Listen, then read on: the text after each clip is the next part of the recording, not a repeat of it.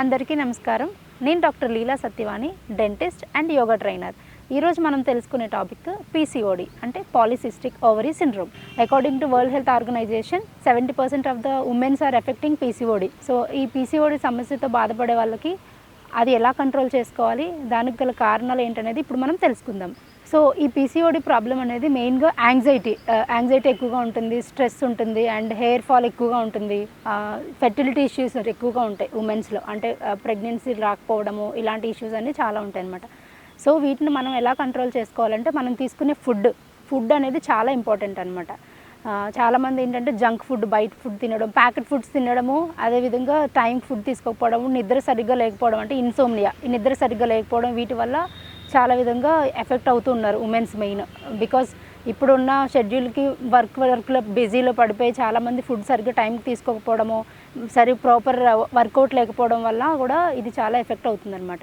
So ఇప్పుడు మనం దీనికి సంబంధించిన పీసీఓడిని ఎలా కంట్రోల్ చేసుకోవాలో దాని గురించి మనం కొన్ని ఆసనాలు ఉంటాయి, యోగాసనాలు.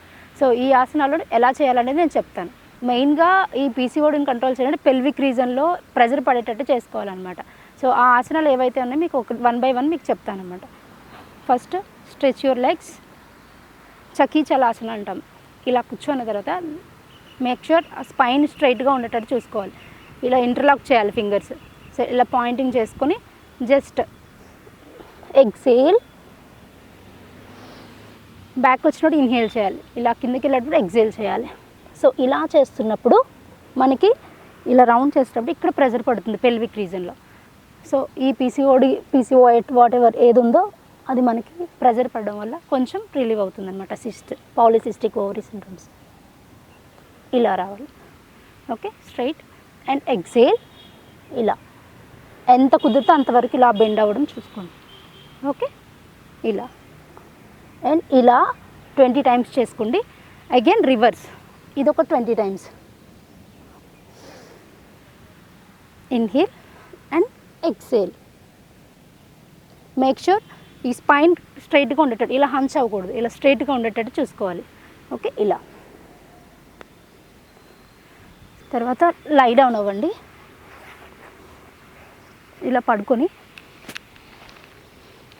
ఓకే, లెగ్స్ 90 degrees లిఫ్ట్ చేసి ఓకే ఎంతవరకు కుదురుతుంది కొరకు స్ట్రెచ్ చేయండి. సో ఇది ఇక్కడ ఈ పెల్విక్ రీజన్లో ఇక్కడ ప్రెజర్ పడుతుంది చూడండి, ఈ ఏరియాలో. సో ఇలా స్ట్రెచ్ చేయడం, close, open, close, open, close. ఇలా 20 to 30 టైమ్స్ చేసుకోండి. మీకు ఇక్కడ కూడా పెయిన్ వస్తుంది, ఎంతవరకు కుదిరితే అంతవరకు స్ట్రెచ్ చేసుకోండి.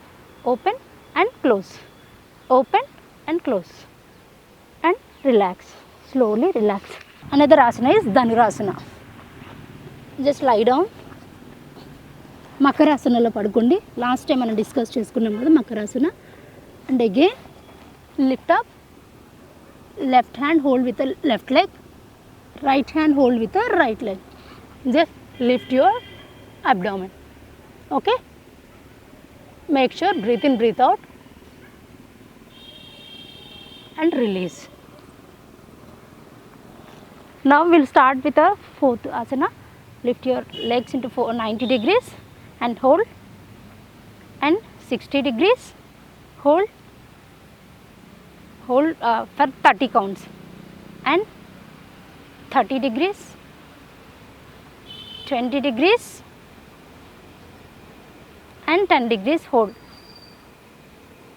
సో ఈ ఆసన చేసినప్పుడు లైక్ 90 degrees హోల్డ్ చేస్తాం, తర్వాత 60కి వస్తాం, తర్వాత 45, 30, 20, 10కి వచ్చినప్పుడు బాడీ షివర్ అవుతుంటుంది అనమాట. ఆ షివరింగ్ వచ్చిందంటే మనకు ప్రెజర్ పడుతున్నట్టు అర్థం అనమాట. సో ఇప్పుడు నేను చెప్పాను కదండి, ఈ ఆసనాలు కంపల్సరీగా ప్రతిరోజు ఒక 45 minutes అట్లీస్ట్ మీ డైలీ రొటీన్లో 45 minutes యాడ్ చేసుకుంటే మీకు పీసీఓడి సమస్య నుంచి చాలా వరకు బయటపడవచ్చు. ఆసనాలతో పాటే కాకుండా మనం తినే ఫుడ్ అనేది చాలా ఇంపార్టెంట్, అండ్ స్లీప్ కూడా చాలా ఇంపార్టెంట్. రోజు టైంకి పడుకోవడం, ఈరోజు ఏదైతే టైంకి పడుకున్నా, ఫర్ ఎగ్జాంపుల్ 10:30కి పడుకుంటే రేపు కూడా 10:30కి పడుకోవడానికి ట్రై చేయండి. ఒక 5-10 minutes అటు ఇటు అయినా పర్వాలేదు, బట్ మెయింటైన్ టైం షెడ్యూల్. ఈ టైంకి పడుకుంటే ఈ టైంకి లేవాలనే షెడ్యూల్ని ఫాలో అవ్వండి. అదేవిధంగా ప్యాకెట్ ఫుడ్స్ అవాయిడ్ చేయండి. మిల్క్ ప్రోడక్ట్స్ ఎంతవరకు కుదిరితే అంతవరకు అవాయిడ్ చేయండి.